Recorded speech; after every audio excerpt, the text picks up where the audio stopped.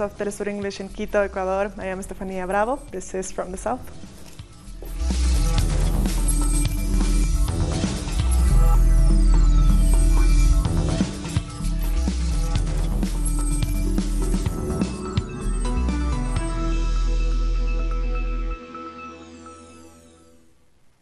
Social organizations say Colombia is going through a humanitarian crisis with a war between paramilitary groups and drug traffickers, forcing people to flee. Let's hear more about this.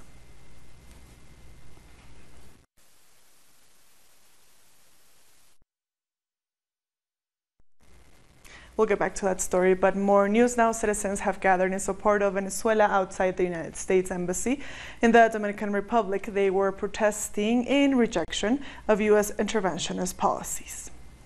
The U.S. Representative Robin Bernstein and the government of Danilo Medina sent in police officers who violated the citizens' right to free expression. The police cordoned off the demonstrators, ensuring banners of Hugo Chavez, Nicolás Maduro, and the Bolivarian Revolution couldn't be seen by the public.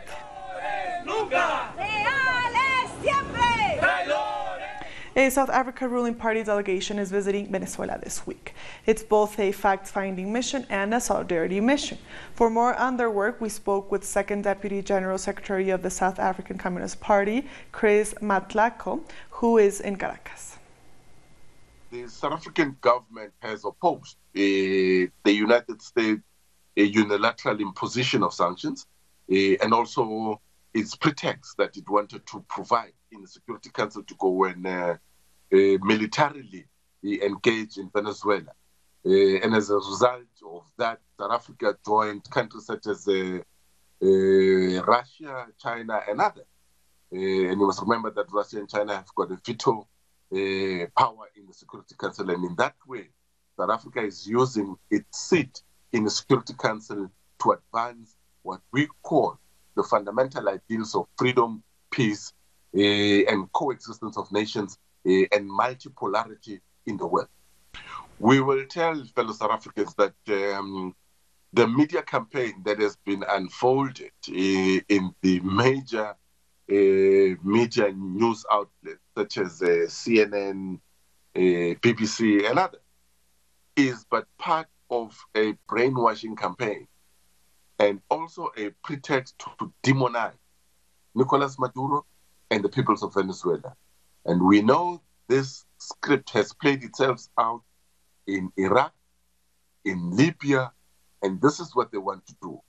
They want to create havoc and they want to go on a killing spree of the peoples of Venezuela and region. And we are saying we will not have war in a region that has been declared a region of peace, which is Latin America. And those of us who support peace are going to stand up.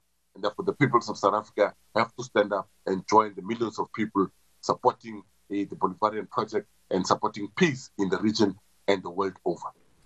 We also asked about the South African Communist Party's strong condemnation of what is called bogus humanitarian aid. The delegation was fortunate to have visited Venezuela during the anniversary of the passing of Commander Hugo Chavez. It is important for us to continue to expose the lies, the threat, and the many other things, the mechanizations, as we say, of the United States. They setting up so-called pretext to try and attack, importantly, those countries that have developed an alternative developmental path to the capitalist paradigm that is the United States. Countries such as Venezuela, Cuba, and Nicaragua have now been named as terrorist countries and countries that are going to be attacked very soon. And we have seen the announcements that have been made to strangulate the economies of these countries, therefore meaning that the people of these countries are going to suffer even more. And therefore, those of us who support alternatives across the world, that the world is not uniform, but also support the sovereignty of nations, have to stand up and oppose in our million the U.S. mechanizations of trying to impose their ideas and their thoughts on the majority of the peoples in the world. The most important event that we attended was the occasion to mark the 6th year of the physical departure of Commandant Hugo Chavez, which was held at the 4th Quartal, which was a very solemn occasion. And we had the real possibility there to pledge our solidarity with the family, but also with the president of Venezuela, Nicolas Maduro, whom we met very briefly and expressed our commitment to continue to support the Bolivarian project. And now going back to Venezuela, Venezuelan Foreign Minister Jorge Arreaza has condemned the European Union for interfering in the affairs of the Bolivarian Republic. Speaking on social media, Arreaza said that Venezuela hopes the EU reconsiders its alignment with aggressive United States interventionist policy. He also criticized EU support for the unconstitutional behavior of the extremist opposition in Venezuela. The foreign minister was responding to an EU statement about the German ambassador to the Latin American country. Daniel Kriener was declared persona non grata in Venezuela for breaching diplomatic norms. And ahead of International Women's Day, the first anti-imperialist conference in defense of peace, sovereignty, and independence has been held in Venezuela. The event was organized by the National Union of Women and is dedicated to Commander Hugo Chavez, who self-identified as a feminist. The objective of the conference is to construct a project that emancipates society, but with particular focus on women. Special attention is also being paid to creating gender equality.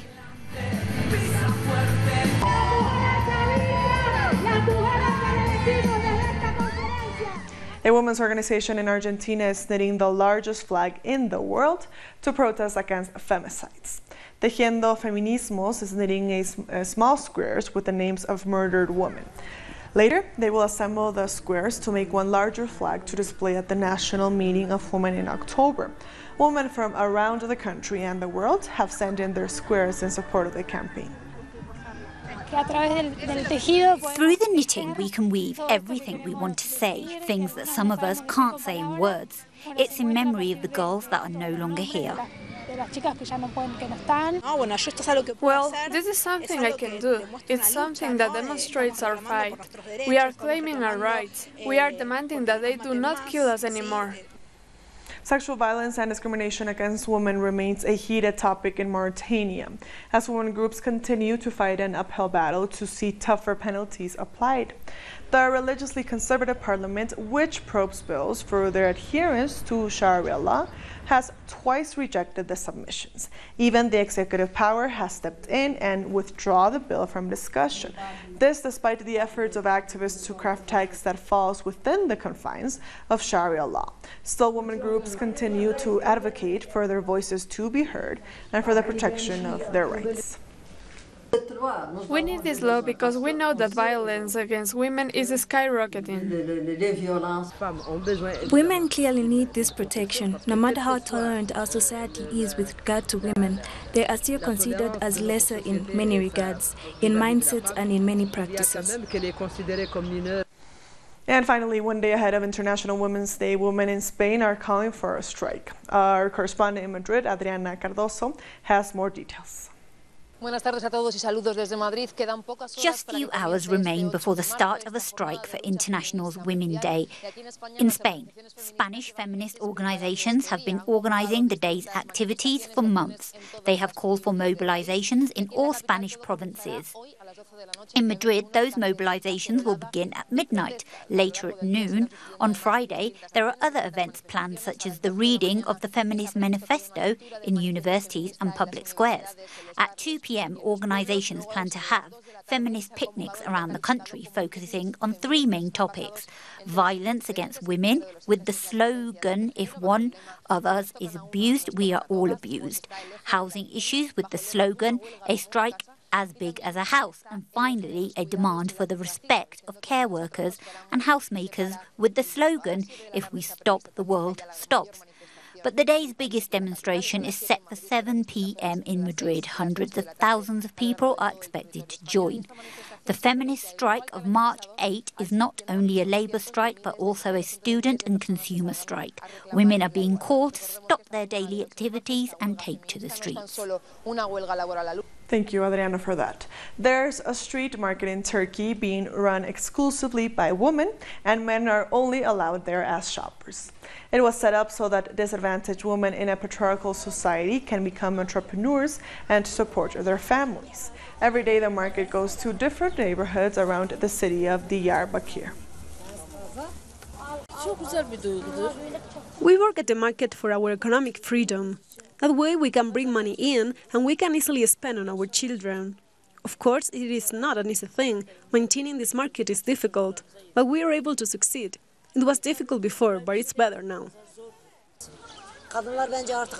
I think women should express themselves. There can't be life without women. Every load is on a woman's shoulder. It's really heavy on them. However, we still feel like we depend on men, but we do not have to.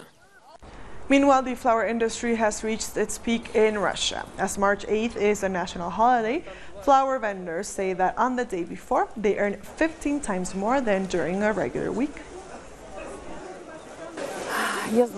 I believe it's a very bright, much-needed and beautiful holiday. There are so many flowers being bought. I'm very happy that women are so respected in Russia. There are more customers on International Women's Day than on any other day, by around 20%. We'll be back very soon. Stay with us.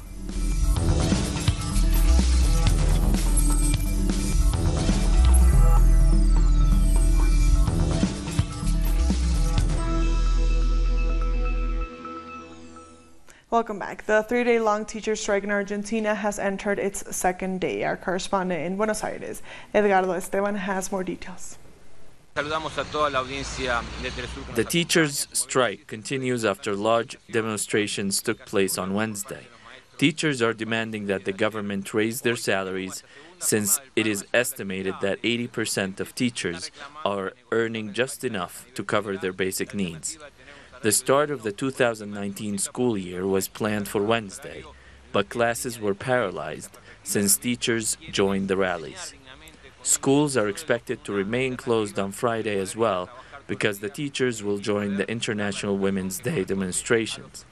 For this reason, the opening of the school year is expected to take place on Monday. Next week, teachers' unions will meet to discuss further actions if the government does not provide a solution. Teachers are also demanding an increase of investment in school infrastructure and a raise in funds for technology and science material. Thank you, Edgardo, for that report. Bolivia is beginning to sell dollars to the public in a bid to sustain the economic stability of the country. Bolivia has started selling dollars at a fixed rate in all currency exchange houses across the country as part of a state-initiated program to curb speculation. It's part of an agreement by the Banco Unión State Bank and the country's central bank. Banco Unión and the central bank will work together to make sure the demand for dollars is met adequately. The people must trust in this mechanism, which will widen the possibility to buy dollars. This new program comes 4 months after the country's opposition criticized the central bank's decision to stop selling dollars directly to the public, saying it was a sign that the country was going into crisis. When we compare the level of international reserves with our own gross domestic product, we are among the top 2 economies in the world. Therefore, there is nothing to worry about. But nonetheless, false information was spreading last year on social media, making people very uneasy. The Bolivian government has highlighted the country's stability as a great success. For 9 years, the exchange rate for the dollar has remained unchanged. When we go to other countries like Argentina or Brazil, there is a big problem with getting dollars, and the exchange rate fluctuates all the time. With no set rate, we don't have those issues. According to official numbers, Bolivia has been among one of the most well-developed economies in America for the last 5 years. Over 1,200 families have been forcibly evicted by the police from the city of Luque in Paraguay. The families were living in settlements built on public land before the authorities forced them out and burned down their homes. Just over 40 men, women, and children have reportedly been detained, and 20 people were left injured. According to Paraguay's housing ministry, the country has a housing deficit of 1 million homes. Social organizations say Colombia is going through a humanitarian crisis, with a war between paramilitary groups and drug traffickers forcing people to flee. Hundreds of thousands have been displaced. Let's find out more. Zoraida is one of the 8 million victims of Colombia's internal conflict. She and her children have been forced to flee the region of Tibu. She's been living without any help from the government for 8 months. When I first arrived, it was very difficult for me. I had no idea how to earn money. I begged God for help. I can't just turn back. I couldn't return to that place. I put myself in the hands of God. According to the authorities, there are nearly 300,000 victims of forced displacement due to the ongoing war in the country. Half of these people come to the city of Cúcuta hoping for a better life, but the reality is very different. They come here and are given some basic goods as a one-off. They should be helped for at least 3 months. They have nowhere to live. Landowners and NGOs come in and set up temporary shelters, but don't protect these people if their lives are in danger or if they are threatened. And there seems to be no end in sight. In just 2 months, just under 300 people fled the armed conflict between paramilitaries and former guerrillas. There's a big unemployment issue, and violence has not stopped at all. There's a lot of people being displaced due to violence, poverty, unemployment, lack of opportunities, lack of government help. So people flee to the cities, but they go hungry, with no shelter. So they are forced to once again return to the war zones. Despite this homegrown humanitarian crisis, the Colombian government, rather than concentrating its efforts on resolving the situation, decided to amass close to 400 tons of food to send to Venezuela.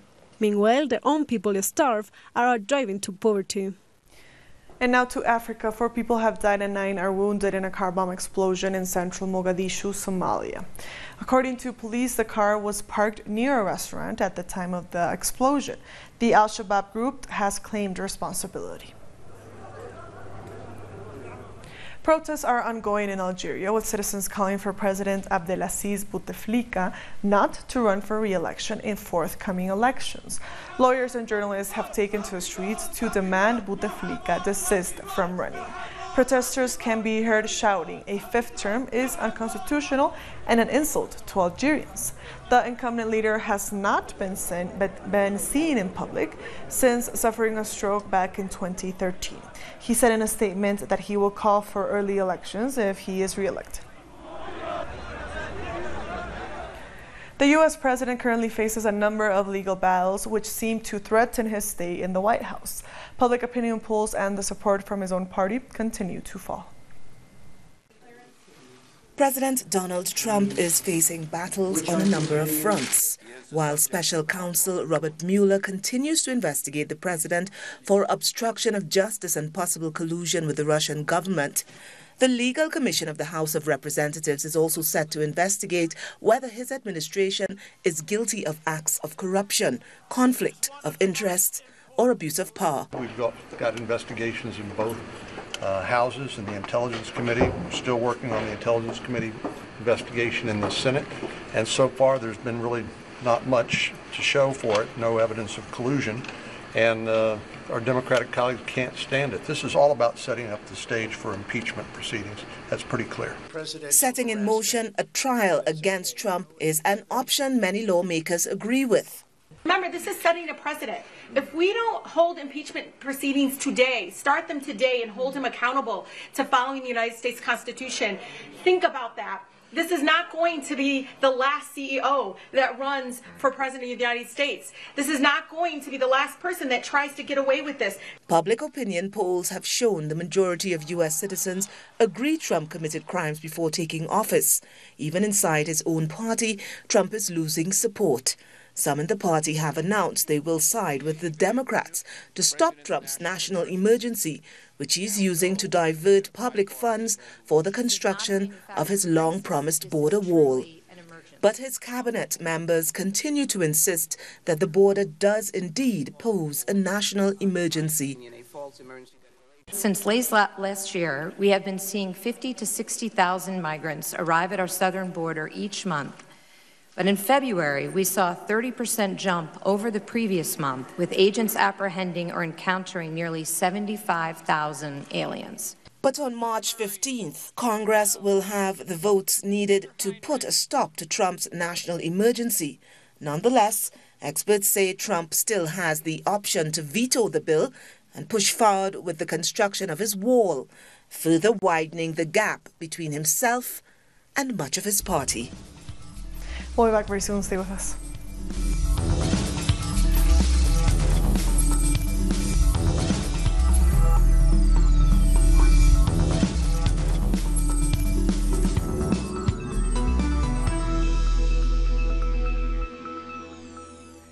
Welcome back. As the United States government imposes new sanctions on Zimbabwe, the president of Botswana has condemned the move by the Trump administration. President Masisi called on regional countries to rally behind Zimbabwe by calling for the removal of the sanctions. Telesur spoke to journalist and political commentator Gibson Nyikatsino to get the details. The president of Botswana, Dr. Mokwetsi Masisi, this week he had a two-day state visit in which he had been invited by his Zimbabwean counterpart, President Emmerson Mnangagwa, to witness the inaugural Binational Commission ceremony. The two heads of state, they agreed that Zimbabwe and Botswana are going to guarantee a $500 million extension in which Botswana is pledged to extend to Zimbabwe. At the same meeting, the president of Botswana, he made a clarion call to the West to remove the illegal sanctions they have imposed against Zimbabwe unconditionally. There is no doubt that the sanctions on Zimbabwe are a major stumbling block with serious deleterious effect on the country's efforts towards full economic recovery. He said it is time the Southern African Development Community, the regional body, should be able to speak with one voice. At this instance, President Masisi has broken tradition, going against the tall and foreign policy line in which his predecessor, President Ian Khama Seretse Khama, used to do. President Khama usually attacked Zimbabwe and also the revolutionary government led by ZANU-PF. Back to you. Hundreds of people with albinism have rallied in the Malawian capital to protest against a hostile treatment. Malawian albinos and supporters marched on the presidential palace. Protesters said the government has failed to provide solutions to repeated kidnapping attempts and killings. The country has experienced an increase in such attacks over the past 4 years. Many albinos are targeted for their body parts, which may be used in rituals. We've been patient for over 4 years now. This is the fifth year. We've been just looking forward to have our government acting, practically, making practicals on things that they've been promising. Now, after seeing all these issues happening, we have decided that we should take it to hold a vigil. We decided to hold a vigil at the State House. More than 1 week. After a week, I went to the police to report the matter, and they turned me away. After another week, I went there again, and they told me to wait for assistance. And after that experience, I didn't go back to them. 5 farmers were killed in Nigeria after their vehicle hit a landmine on a Wednesday. A truck bringing farmers and their harvest of cucumbers from nearby irrigation fields exploded when it hit a mine outside the town of Adamari. 20 people were injured. The attack was blamed on the Islamic State West Africa Province militant group.